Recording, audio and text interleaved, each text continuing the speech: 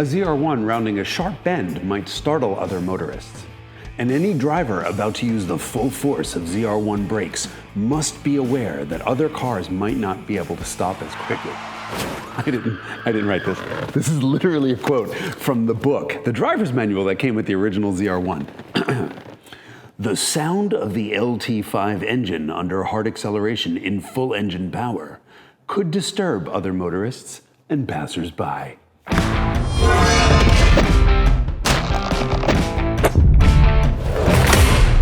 And so, like any other old guy at a car show, I'd like to tell you all about my car.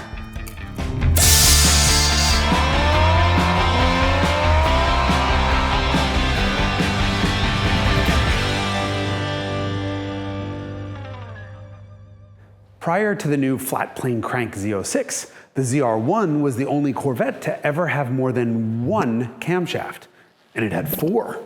It also had 32 valves, 16 fuel injectors, and 11 throttles, plus 3 daddies. It was the quickest accelerating car you could buy. It was the fastest too, with the exception of one 12-cylinder Ferrari. It generated the highest skid pad grip ever recorded, posted the second best slalom numbers the world had ever seen. It was called the most capable handling car on the planet. It decimated a Porsche 911 Turbo around a racetrack, and it cost half the money. And yet, it was a complete and utter marketplace failure. But we'll get to that in a minute. The ZR-1 was a 4th-gen Corvette, and though it may seem today like the existence of a Corvette is a given, there almost wasn't a C4 at all. While the Corvette was a huge marketing win for Chevrolet, historically, it didn't make money. To fix this, Chevy ramped up the price of the previous generation C3 Corvette, doubling its price in 10 years, even accounting for inflation. In fact, in 1980 alone, Chevy raised the price of the Corvette 4 times. And yet people bought it anyway. And so, perhaps begrudgingly, GM brass gave the go-ahead to create the first all-new Corvette in 20 years, and the first ever Corvette not produced under the watchful eye of its creator, Zora Arkus Duntov. And because the market had gotten used to the higher pricing, the C4 could go high-tech. It had a 5-link rear suspension that garnered praise for its handling. Also, it had the most acute angle of any windshield, and headlights that tumble forward 162.5 degrees. Also, its radiator was angled back 15 degrees. This was good for cooling, but it helped the Corvette team reach another one of their targets, which was minimizing frontal cross-section for radar. See, a typical car could be seen by a radar gun at 3,000 feet, but not the C4. Its body's made out of plastic, and the first thing the radar would encounter was the radiator. Angling the radiator backwards meant that a cop couldn't see your feloniously speeding ass in one of these until just 1,500 feet away. And that kind of design target is why American car companies rule. And if you think I'm joking, I'm not. I learned it from this book that was written by the guy who made this car, and this is awesome. Yes. The rest of the C4 was well liked. The only big letdowns were an interior that was made out of pure disappointment and a quivering structure made from soggy corn dog batter. Oh, and a Malaise-era small block that made the same horsepower turned off as it did at full throttle. The big problem, though, was that the Corvette suddenly had a bunch of Japanese competition, and a major bomb was about to drop in the form of the Acura NSX. Chevy had no choice but to give the C4 serious firepower. They started by evaluating turbocharged V6s, and then realized that a V6 in a Corvette is sacrilege, thank God. So then they went to twin turbocharged small blocks, and that's awesome. They were making more than 400 horsepower and 500 pound-feet of torque. And so they put GM's then president, Lloyd Royce, in one, and he got a little overzealous with the throttle and spun it right off the road. Cool. If this sounds familiar, it's because Mark Royce, his son, who himself is now GM's president, applied too much throttle in a C7 ZR-1 and spun it into a wall during the 2018 Detroit Grand Prix. Doesn't matter, because the twin-turbo V8s would have never met the Corvette's fuel economy standards. And all of this is irrelevant because GM didn't have a single transmission that could deal with all of that turbo torque. Turbos make torque, and if you want to make crazy horsepower without crazy torque, you need crazy revs. Small block wasn't going to do that. As it turns out, Lotus, which at the time was owned by GM, was working on a new 4-cam 32-valve V8 for its Etna show car. And so GM asked to put those 4-valve heads on the old small block, which Lotus did. Unfortunately, at the factory, the C4's engine got mounted from the bottom, and the wide Lotus-headed small block was too wide to fit through the frame rails. Somehow, the Corvette team talked GM management into allowing Lotus to build an all-new, from-the-ground-up V8. It shared no parts with the small block and made 400 horsepower. That's 50% more power than the small block did from the same displacement, and 30 pound-feet of torque more, for good measure.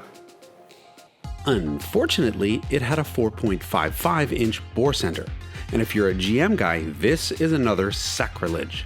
Small block Chevy V8s must have a bore spacing of 4.40 inches. It's just tradition. Let's be honest, bore spacing has absolutely no effect on the experience of an engine, but it meant that Lotus had to redesign the entire thing. Smaller spacing meant smaller bore, which meant smaller valves, and ultimately the thing could only produce 375 horsepower. But it did so without incurring a gas guzzler penalty, and thus the LT5 was born.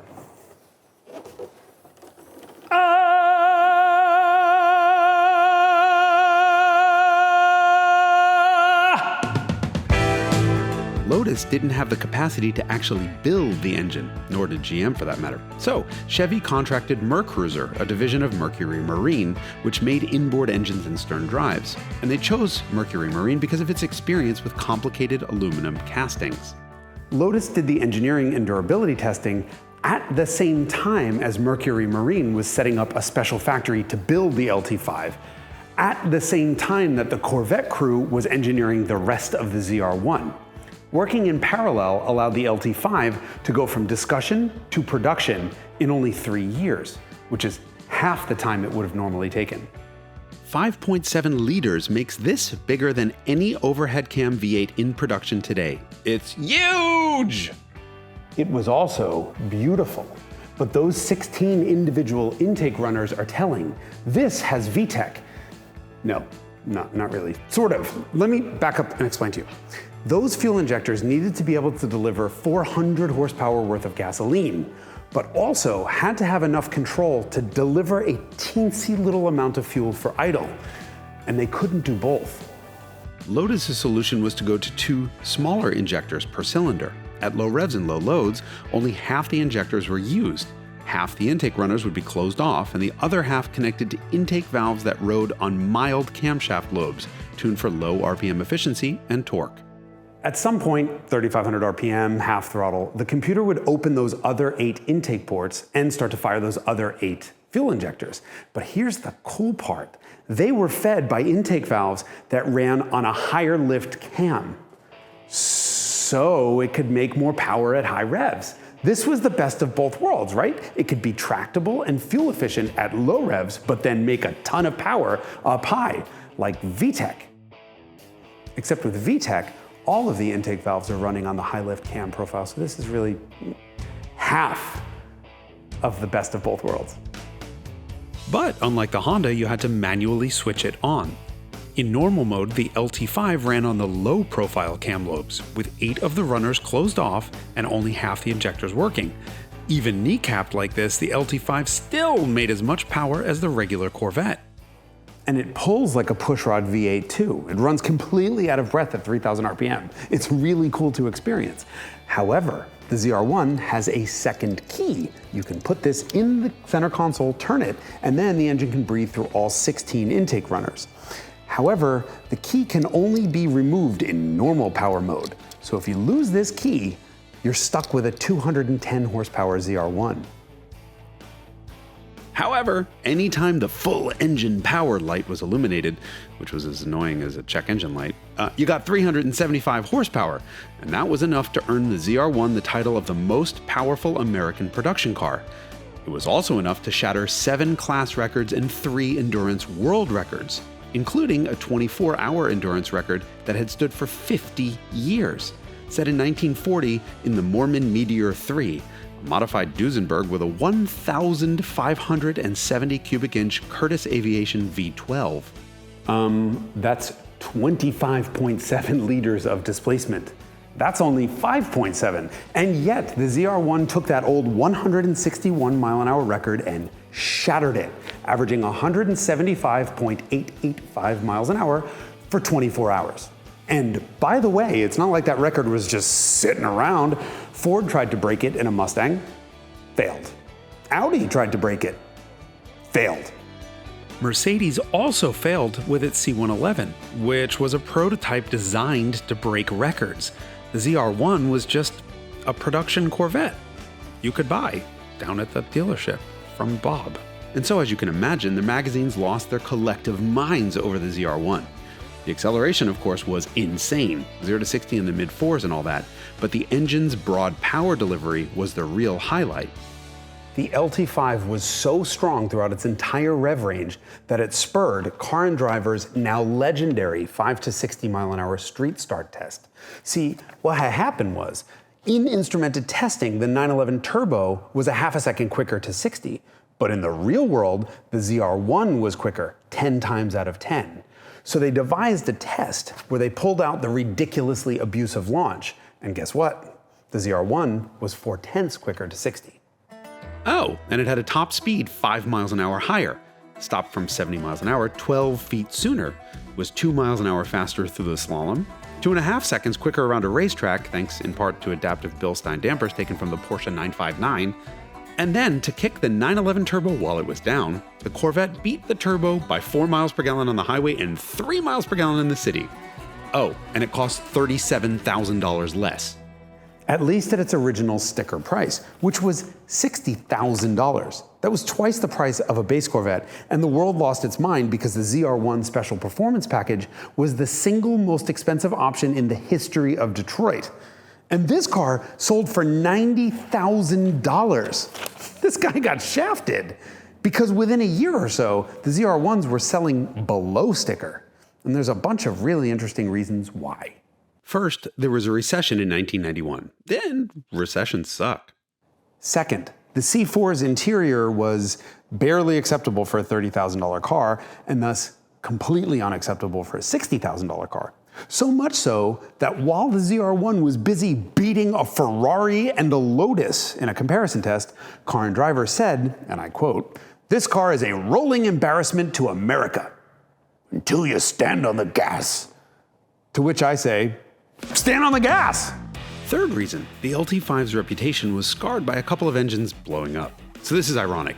Lotus was shocked at how ridiculously harsh GM's durability testing was. The LT5 had to pass a test where it cycled between peak torque and peak horsepower, so 4,800 to 5,800 RPM with regular trips into the red line, for 200 straight hours at full throttle. Lotus's response to the engines blowing up was like, sorry, this can't be. One of those engines blew up before the car even left the factory, so GM halted production and sent the engineers over to Bowling Green. And while they're there, they hear a ZR-1 out in the parking lot, crank, and go straight to redline. So of course they run over, probably thinking something's wrong, only to find out that this employee started every single ZR-1 with her foot on the floor. And that exposed a quality control problem in one of GM's camshaft manufacturers. Whether any of those engines would have blown up without that unbelievably abusive starting procedure, we'll never know. But every ZR-1 got an extra rev limiter for when the engine was cold, just in case. Millions of dollars in R&D, and one idiot blows all the LT5s up.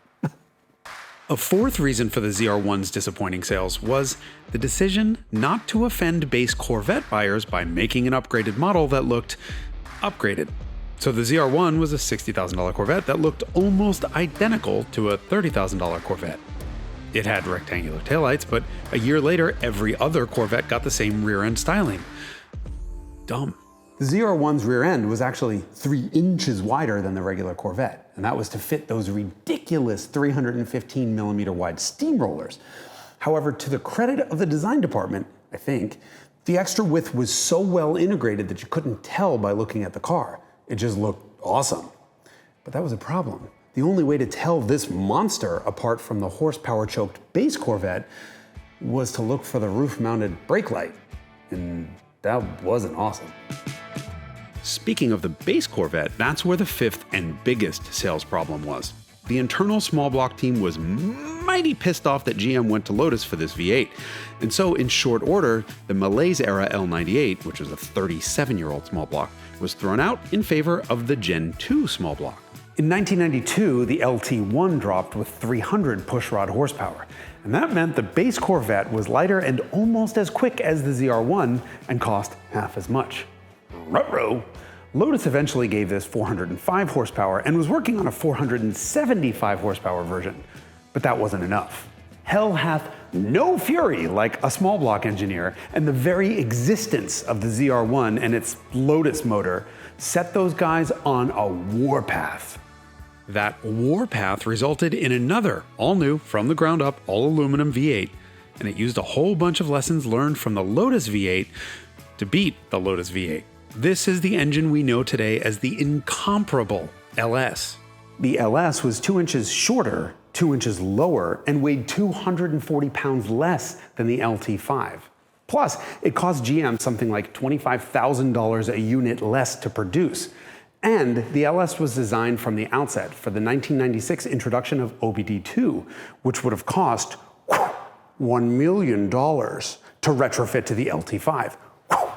And besides, in its first appearance, the LS1 made within 30 horsepower of the original LT5 anyway. So, when the C4 went out of production, the LT5 died alongside it.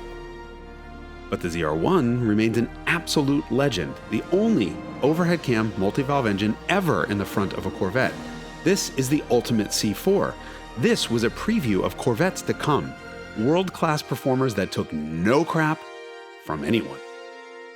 Oh, and in case you were wondering, the reason we build the ZR-1 is simple. Because we can.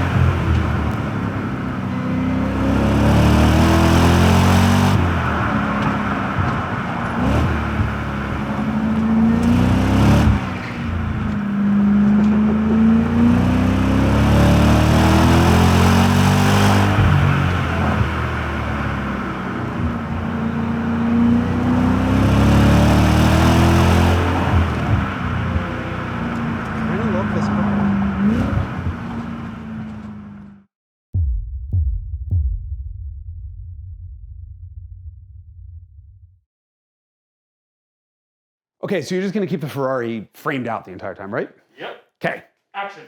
I'm not some rich YouTuber asking you to like and subscribe. Hey, up, keep the Ferrari out. I'm an automotive journalist asking you to like and subscribe. And that's because that's how YouTube works. If you don't click those buttons, YouTube doesn't know you liked what you've just seen and isn't gonna show you any more of it. And if you don't like what you've just seen, well, join the club. And by that, I mean the Hagerty Drivers Club, which gets you access to this award-winning magazine, as well as discounts on amazing stuff. And if you still don't like what you've seen, well, then just leave a nasty comment, because that's how the internet works. I need to go clean that up.